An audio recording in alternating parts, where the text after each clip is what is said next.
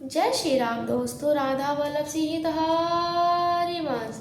तो आज इस कथा में हम सुनेंगे वो अद्भुत प्रसंग जहाँ परशुराम जी क्रोध से भर उठे थे और लक्ष्मण जी ने उनको निर्भय होकर उत्तर दिया। अंत में श्री रामचंद्र जी की विनम्रता ने सबका हृदय जीत लिया। तो वीडियो के अंत तक बने रहिएगा। तो चलिए इस कथा को ग्रहण करते हैं। और जाते जाते मैं आप लोगों से हाथ जोड़कर विनती कर रही हूँ कि मुझसे कोई गलती हो जाए, कोई त्रुटि हो जाए तो मुझे क्षमा करिएगा। और मेरे वीडियो को ज़्यादा से ज़्यादा सब्सक्राइब, शेयर, लाइक करिए। आप लोगों से हाथ जोड़कर विनती है। तो चलिए कथा को शुरू करते हैं। मंगल भवन मंगलहारी, उमा सहित जेहि जपत पुरारी। सुर समर करनी करही, काहन जना वहु आपु। विद्यमान रन पाई रिपु, कायर कथई प्रताप। शूरवीर तो युद्ध में करनी करते हैं, कहते अपने को नहीं जानते। शत्रु को युद्ध में उपस्थित पाकर कायर ही अपने प्रताप की डिंग मारा करते हैं। तुम तो काला हाक जनुलावा, बार बार मोहि लागी बुलावा। सुनत लखन के वचन कठोरा, परसु सुधारी धरऊ घर धोवा। आप तो मानो काल को हाक लगाकर बार बार उसे मेरे लिए बुलाते हैं। लक्ष्मण जी के कठोर वचन सुनते ही परशुराम जी ने अपने भयानक फरसे को सुधार कर हाथ में ले लिया। अब जानिए देहि दोष लोगु, कटबादु बालक बद जोगु। बाल बिलो की बहुत में ढा बाचा, अब यह मर निहार भाषाचा। और बोले, अब लोग मुझे दोष ना दें, ये कड़वा बोलने वाला बालक मारे जाने के योग्य है। इसे बालक देखकर मैंने बहुत बचाया, पर अब ये सचमुच मरने को ही आ गया है।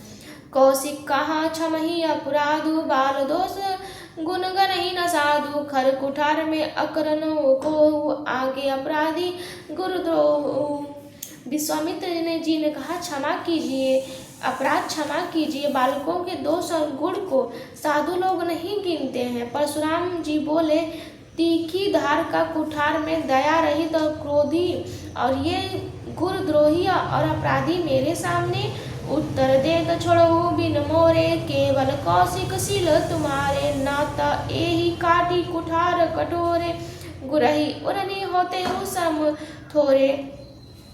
उत्तर दे रहा है, इतने पर भी मैंने इसे बिना मारे छोड़ रहा हूँ। सो हे विश्वामित्र, केवल तुम्हारे शील से नहीं तो इसे इस कठोर कुठार से काट कर थोड़े ही परिश्रम में गुरु से उदीर्ण हो जाता। मंगल भवन मंगलहारी, उमा सहित जय जपत पुरारी। दादी सुनो का हृदय हसी, मुनई हरियारी भू। सूज ऐ मैं खान न उर, खमय अजहु न बूझ अबूझ। विश्वामित्र जी ने हृदय में हंसकर कहा, मुनि को हरा ही हरा सूझ रहा है। अर्थात सर्वत्र विजयी होने के कारण ये श्री राम और लक्ष्मण जी को साधारण छत्री ही समझ रहे हैं, किंतु ये लोहमयी केवल फौलाद की बनी हुई खांड है, उक की खांड नहीं है जो मुंह में लेते ही गल जाए। भेद है, मुनि अब भी बेसमझ बने हुए हैं, इनके प्रभाव को नहीं समझ रहे हैं। कही लखनऊ मुनि सीलु तुम्हारा, को नहीं जान विदित संसारा। माता पिता ही उरनी भयनी के, गुरु ऋनु रहा सोच बड़ जी के। लक्ष्मण जी ने कहा, हे मुनि, आपके शील को कौन नहीं जानता, वो संसार भर में प्रसिद्ध है। आप माता पिता से तो अच्छी तरह उड़ीण हो ही गए हैं, अब गुरु का ऋण रहा है जिसका जी में बड़ा सोच लगा है। सो जनो हमारे माथे काड़ा, चली गए ब्याज बड़वाड़ा। अब आनहि बव्यहरिया बोली, तुरत देव मैं थैली खोली। ये मानो हमारे ही मत्थे काड़ा है, बहुत दिन बीत गए हैं, इससे ब्याज भी बहुत बढ़ गया होगा। अब किसी हिसाब करने वाले को बुला लाइए तो मैं तुरंत थैली खोलकर दे दूं। सुनी कटु वचन कुठार सुधारा, हाय हाय सब सब भा पुकारा। भृगुवर परसु देखा वही मोही, विप्र विचारी बचो निप्रदोही। लक्ष्मण जी के कड़ू वचन सुनकर परशुराम जी ने कुठार संभाला। सारी सभा हाय हाय करके पुकार उठी। लक्ष्मण जी ने कहा, हे भृगुश्रेष्ठ, आप मुझे फरसा दिखा रहे हैं, पर हे राजाओं के शत्रु, मैं ब्राह्मण समझकर बचा रहा हूँ।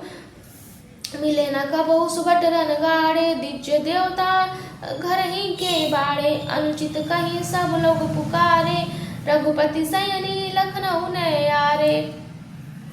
आपको कभी रणधीर बलवान वीर नहीं मिले? हे ब्राह्मण देवता, आप घर ही के बड़े हैं। ये सुनकर अनुचित है कहकर सब लोग पुकार उठे। तब श्री रघुनाथ जी ने इशारे से लक्ष्मण जी को रोक दिया। मंगल भवन मंगलहारी, उमा सहित जय जपत पुरानी। लखन उत्तरायु तीसरी भृगुबर को पुर कृषाणु, बढ़ देखी जल संवचन, बोले रघुकुल बानी। भानु लक्ष्मण जी के उत्तर से जो आयुध के समान थे, परशुराम जी के क्रोध रूपी अग्नि को बढ़ते देख रघुकुल के सूर्य श्री रामचंद्र जी ने जल के समान वचन बोले। नाथ करो बालक पर छो, शुद्ध दूध मुख करियो न को। जो पे प्रभु प्रभाव कछु जाना, तो की बराबरी करत अयाना। हे नाथ, बालक पर कृपा कीजिए, इसे सीधे और दो मुँहे बच्चे पर क्रोध न कीजिए। यदि ये प्रभु का कुछ भी प्रभाव जानता तो क्या ये बेसमझ आपकी बराबरी करता। जो लरिका कछु अचगरई करई, गुरु पीत मातु मोदना, मन भरही करो कृपा से सुसेवक जानी। तुम समशील धीर मुनि ज्ञानी। बालक यदि कुछ चपलता भी करते हैं तो गुरु पिता और माता मन में आनंद से भर जाते हैं। अतः इसे छोटा बच्चा और सेवक जानकर कृपा कीजिए। आप समदर्शी सुशील धीर और ज्ञानी मुनि हैं। राम वचन सुनी कछु जुड़ाने, कही कछु लखनु बहुरी मुस्काने। हसत देखी नक खीस रिस व्यापी, राम तोर भ्राता भर पापी। श्री रामचंद्र जी के वचन सुनकर वे कुछ ठंडे पड़े।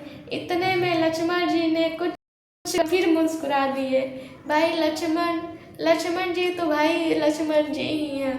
वो प्रभु श्री राम को इतना रिस दिला रहे हैं कि क्या ही उसकी व्याख्या ही नहीं कर सकती मैं। उनको हंसते देखकर परशुराम जी ने नख से सिखा तक क्रोध छा गया। फिर से वो श्री रामचंद्र जी ने उनको शांत करवाया, लेकिन लक्ष्मण जी ने यहाँ भी हंसकर उनको और ज़्यादा क्रोध दिला दिया है। उन्होंने कहा, हे राम, तेरा भाई बड़ा पापी है। गौर शरीर श्याम मन माही, कालकुट मुख पय मुख नाही। सहज टेढ़ अनु हरहि न तोही, नीच मीच सम देख न मोही। ये शरीर से गोरा है पर हृदय बड़ा काला है। ये विषमुख है, दुमुहा नहीं है। परशुराम जी कह रहे हैं कि लक्ष्मण जी का बस शरीर से गोरे हैं, लेकिन इनका दिल बहुत ही काला है। और तुम इन्हें दुमुहा बच्चा कर रहे हो? नहीं, ये विष से भरे हुए हैं। सोचिए उस वक्त सभा में मतलब क्या अद्भुत नज़ारा हुआ होगा। स्वभाव से ही टेढ़ा है, तेरा अनुसरण नहीं करता, तेरे जैसा सिलवान नहीं है। ये नीच मुझे काल के समान नहीं देखता।